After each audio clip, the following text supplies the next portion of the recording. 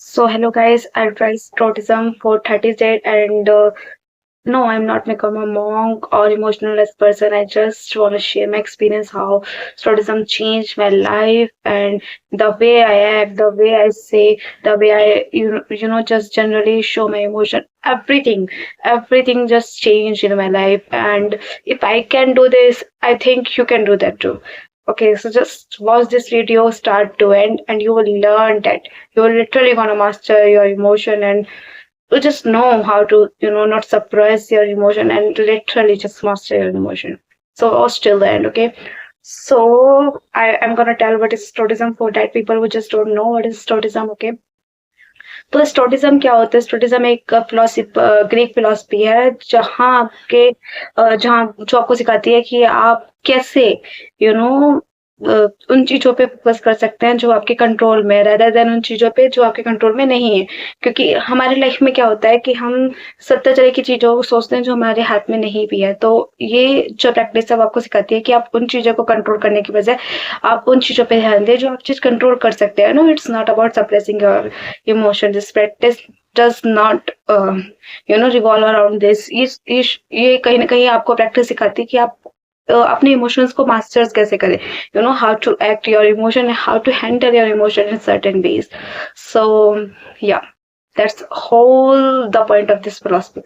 So I think I followed three rules in this my whole journey, and that first rule is that I started journal daily for 30 days, and morning affirmation, and I just start doing evening reviews like how's my day so far, और कैसे मेरा पूरा दिन गया, मैं उसको पूरा अपने आप को बताती थी कि ऐसे ऐसे ऐसे. ओके, एंड सेकंड रूल था कि आई just start imagining my worst fear, कि जिन जिन चीजों से मुझे बहुत डर लगता है, बहुत ज्यादा, कि अगर जैसे मुझे बाहर जाने से, स्ट्रेंजर से टॉक करने से डर लगता है, कैसे भी, ठीक है, मैं ये वर्स्ट सिनेरियो अपने आप को ऐसे इमेजिन करने लगी ताकि जब आई थिंक मैं ऐसी एक अनकंफर्टेबल सिचुएशन में हूँ, so I can literally know how to fight with my fear.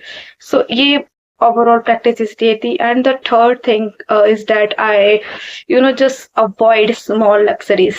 जैसे I started मैं जैसे I just start doing just small, मैं थोड़ा सोना मैंने कम कर दिया. I just only just sleep for 6 hours. पहले 8-10 घंटे कितना भी हो जाता था, but I just only sleep 6 hours. अब मैं दिन में नहीं सोती, and I just avoid small luxuries जो मैं पहले नहीं कर पाती थी, but now I just start doing it. So ये 3 bullet points थे जो मैंने पूरी तरह से अपने 30 दिन की जर्नी में बिल्कुल फिक्स कर रखे थे कि ये तो करने ही करने हैं.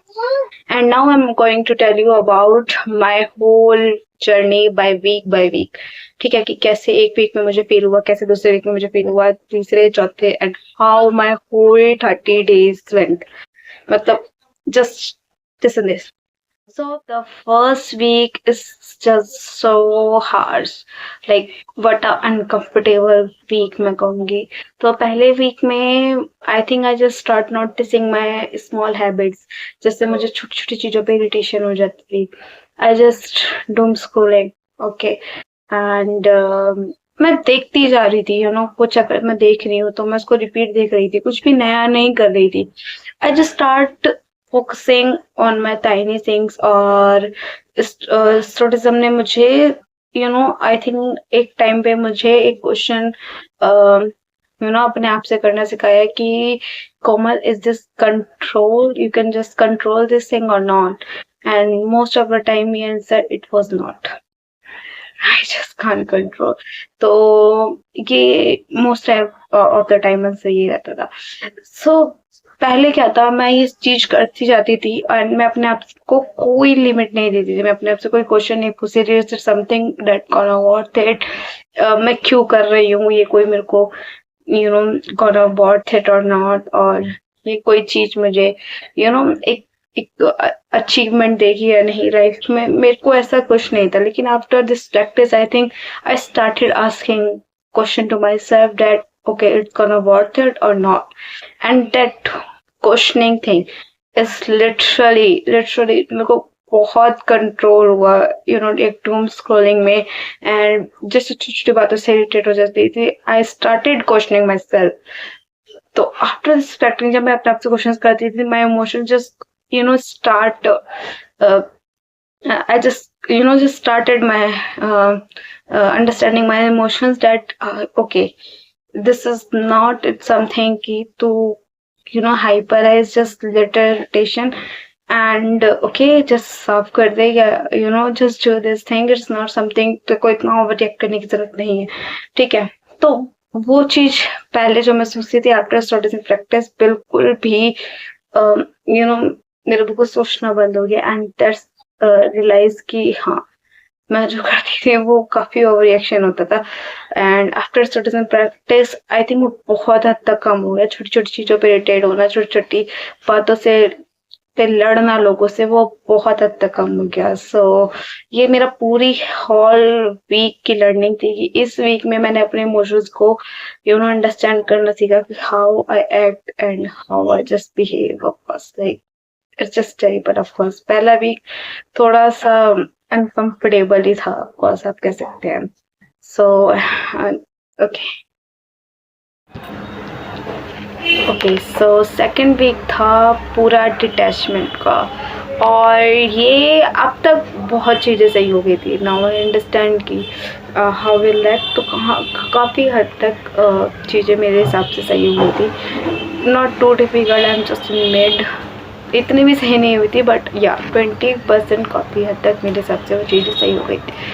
And now I think I am just started doing things. मैं कुछ भी लर्न करती थी, मैं कोई भी प्रोजेक्ट करती थी, I just don't keep that project any expectation कि यार ये ऐसे ही होगा, और अगर मैंने ये इसका ऐसे करा है तो उसका 100% रिजल्ट आना ही चाहिए।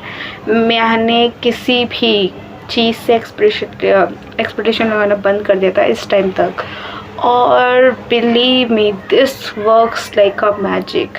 मैं सिर्फ काम करती थी, I just don't hope any about, मैं कोई रिजल्ट का ऐसे एक्सपेक्टेशन नहीं रखती थी कि यार अच्छा आएगा बुरा आएगा, जैसे भी आए वो I just stopped doing things, और मैंने स्टॉप कर दिया था थिंकिंग। मैंने बिल्कुल प्रोक्रास्टिनेशन बंद कर दी थी इस टाइम पे कि कोई क्या कैसे होगा, बिल्कुल ख़त्म कर दी थी। And that's work like a magic, क्योंकि अब जब ये मैं प्रोक्रास्टिनेशन नहीं करती थी, तो वो मेरा पूरा फोकस ये होता था कि मुझे अपने काम में पूरा एफर्ट देना है, तो वो कहीं ना कहीं काम और अच्छा होता था।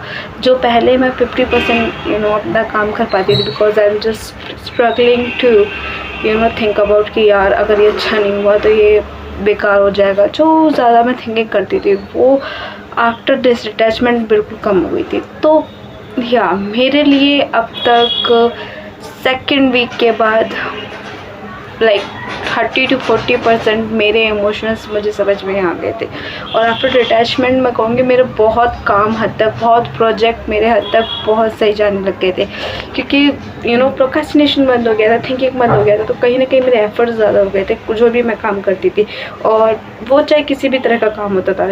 यानी कि अगर मैं कोई प्रोजेक्ट बना रही हूँ, मैं कोई फाइल बना रही हूँ, और मुझे कोई असाइनमेंट सबमिट करना है, कुछ भी, वो जो थिंकिंग थी उस टाइम पर वो बिल्कुल कम हो गई थी, एंड मेरे एफर्ट्स जो थे वो 100% हो गए थे। तो या लाइक नाउ सेकेंड वीक तक मैं आई think I can say I just 40% learned my emotions. So yeah. Okay, so the third week is like I just started understanding my emotion in depth, जो पहले कभी नहीं होता था। I always just ignore कि ठीक है यार, मैं अपना माइंड शिफ्ट कर लेती है, जब मैं डूम स्क्रॉलिंग कर लेती थी, जब भी मुझे कोई स्ट्रेस होता था किसी चीज को लेकर, या मुझे कुछ भी कोई भी प्रॉब्लम होती थी, so I just start neglecting that emotion. कभी भी मैंने उस पे बैठ के नहीं सोचा था कि यार अगर मैं स्ट्रेस फील कर रही हूँ तो इस चीज का रीजन क्या है, या इसको क्या मैं हटा सकती हूँ, या कभी एक्चुअली मैंने नहीं सोचा इस चीज के बारे में। सो आई थिंक कि मेरी सबसे बड़ी गलती थी कि I always neglect my emotion, जो कि बिल्कुल सही नहीं था। सो अगर after stoicism I just start questioning if I am angry, like why is anger here. मैं अगर गुस्सा हूँ तो मुझे किस बात पे गुस्सा आ रहा है, और किसी इंसान पे आ रहा है तो मुझे इस इंसान पे गुस्सा क्यों आ रहा है। आई just start doing that and believe me, कहीं ना कहीं after doing that depth emotions research, मुझे एक चीज जो मुझ पे लगी कि मुझ पे असर हुई है, वो थी कि अब मेरे दिमाग में कोई बात रहती नहीं थी। वो बहुत अच्छी चीज हुई, लाइक बहुत ज्यादा अच्छी चीज हुई। यानी कि पहले जब मैं नेग्लेक्ट करती थी इमोशन, में एक टाइम के बाद आई जाती थी। यानी कि अगर इस टाइम रिएक्ट नहीं भी कर रही हूँ, बट आफ्टर सम टाइम मुझे वो बात याद आ जाएगी and I am just start crying because of that thing happened, you know.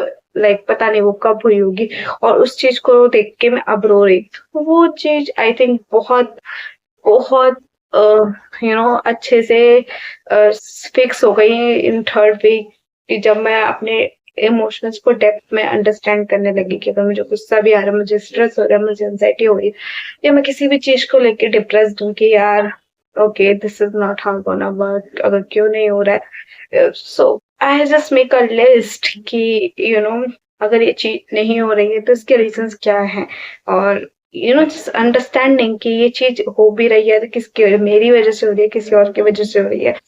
सो कहीं ना कहीं ये चीज अब थर्ड वीक पे आके बहुत हद तक सेटल हो गई थी कि अब तक मेरे इमोशंस 60 या 55% तक सेट हो गए थे। मैं अब तक अपने इमोशंस को बहुत हद तक समझने लगी थी। मेरी गुस्सा मुझे किस बात पर ट्रिगर होता है, मेरी छोटी छोटी हैबिट्स जो मुझे डिस्ट्रॉय कर रही थी, अब तक मुझे बहुत अच्छे से सब समझ में आ गया था। तो after third week I think मुझे लग रहा था मैं बहुत हद तक सही राह पे जा रही हूँ।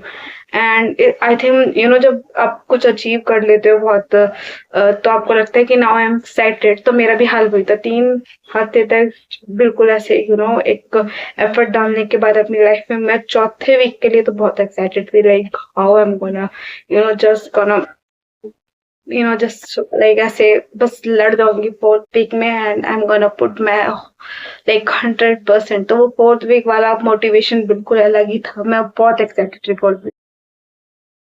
ओके, सो फोर्थ वीक मेरा फॉर टेक हैबिट्स टेक इसका पूरा वीक का मेरा था। तो कहीं ना कहीं अब तक मुझे स्टोडिज्म के बारे में ये समझ में आ गया था कि स्टोडिज्म एक चैलेंज नहीं था, एक हैबिट्स थी जो मेरे को अभी तक बहुत अच्छे से उसकी लत लग गई थी करने की। And I after started journaling I just understand my emotion, my thoughts, जो पहले नहीं होता था। मैं मेरे दिमाग में चीज अच्छी आती भी थी तो मैं भूल जाती थी क्योंकि मुझे कहीं लिखती नहीं थी। ठीक है, यानी कि वो थॉट्स थे और वो थॉट्स ही रह जाते थे। ठीक है, जो आफ्टर स्टडीज़म बिल्कुल नहीं हुआ, और ये चीज बिल्कुल मेरे लिए नहीं होती क्योंकि या now I think I enhanced my memory power, like बहुत ज्यादा मेरी मेमोरी पावर इनहेंस हो गई थी जो पहले नहीं थी। यानी कि मैं कुछ काम करती थी और मैं भूल जाती थी, लेकिन आफ्टर दिस प्रैक्टिस या चेंज अ लॉट।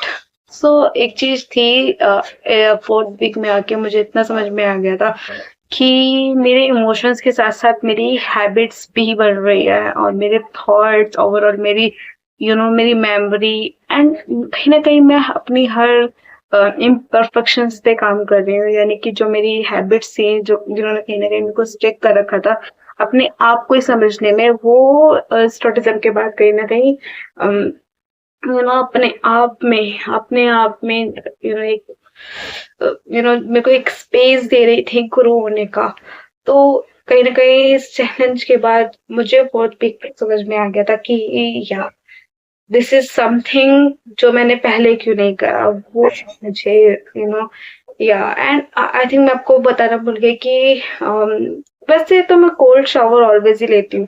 मुझे ऐसा कुछ नहीं है सर्दी गर्मी में कोल्ड शावर ऑलवेज लेती हूँ, डे नाइट ऐसा कुछ नहीं है।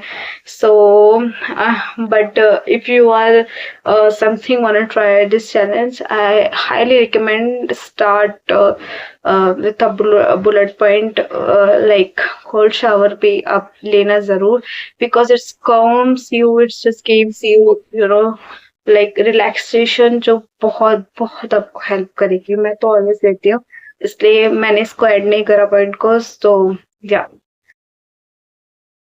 ओके, सो ये था final chapter, the mindset shift after stoicism. And no, stoicism मेरी लाइफ में फुल्ली एक मैजिक की तरह काम नहीं कर रहा था। Of course it's not like कि मेरी लाइफ बिल्कुल चेंज हो गई, कोई स्ट्रेस नहीं, कोई यू नो चिंता नहीं, एंड पीस ही peace, it's not like that, ऐसा कुछ नहीं हुआ। But overall now I think after learning my emotions, इतनी चीज मेरे हिसाब से मुझे कंफर्म हो गई थी कि मुझे हाउ टू एक्ट। और I think after this practising मैं कहूंगी कि this this challenge is not about how I will act and मैं अपने इमोशन, बट मुझे इस पूरे चैलेंज से एक चीज सीखने को मिली कि मैं स्टेट में यू नो सारा टाइम तक नहीं रहूंगी। इफ आई एम एग्री, मुझे no, I know how to literally cope up with that. If I am depress, I know how to cope up with that, and that's what's make difference, जो पहले नहीं था। अगर मैं किस चीज को लेकर अनॉइडी, तो मैं 2-2 3-3 दिन तक अनॉइडी रहती थी, जो after this practice like change a lot. ये मेरे अंदर चेंज आया है आफ्टर दिस चैलेंज, एंड जो पहले नहीं था। तो कहीं ना कहीं ओवरऑल दिस चैलेंज मेरे लिए वर्थ इट था। एंड बहुत हद तक मेरी लाइफ में मतलब मैं कहूंगी कि एक चेंज आया है जो आई थिंक पहले नहीं था। और ऑफकोर्स कोई भी चीज, आई थिंक मैं इस प्रैक्टिस को अगर ज्यादा टाइम तक करती, maybe I can tell you the more real change, but just 30 days करा तो आई थिंक आप 30 डेज में कोई भी हैबिट बिल्ड कर सकते हो, बट आप उसका रियल चेंज नहीं बता सकते। तो सेम मेरे साथ हुआ कि या ये बिल्कुल मेरी लाइफ में एक चेंज था, बट ओवरऑल अगर मैं शायद इसको लाइफ में और लॉन्गर अगर करूं, तो maybe I think my life gonna just change, or maybe I think my whole viewpoint gonna change. So yeah, so overall conclusion ये था इस चैलेंज का कि if you want to learn how to master your emotions, and just wanna know कि आपकी I think आपके अंदर आखिर चल क्या रहा है, you just want to start something that कहीं ना कहीं आपको आपके बहुत और करीब लेके जाए, just start. and I just highly recommend you to just start this challenge. And yeah, and the आखिरी quote I just want to share with you that जो मैंने मार्कस का पढ़ा था कि आपकी ग्रेटेस्ट पावर आपका माइंड है, और आप आउटसाइड इवेंट्स कंट्रोल नहीं कर सकते। सो जिस दिन आप ये समझ गए कि आप बाहरी चीज क्या होती है, आप कंट्रोल नहीं कर सकते, ये है आपकी रियल स्ट्रेंथ होती। So I think आप this practice you will understand, और कहीं ना कहीं आप उन चीजों के पीछे भागना बंद कर जाओगे जो आपके आपके लाइफ पे कोई एक एक इम्पैक्ट नहीं डालती, फिर भी आप उनके पीछे डाल जाते हो। सो कहीं ना कहीं आप जस्ट स्टॉप उसको चेज करना बंद कर दोगे, और ये होगा आपकी लाइफ का final you know I think real point after this practice. So yes, I will highly recommend that ki jab bhi karna hai practice, if you want to see yourself more glow up, and yeah. So thank you so much guys for watching this video.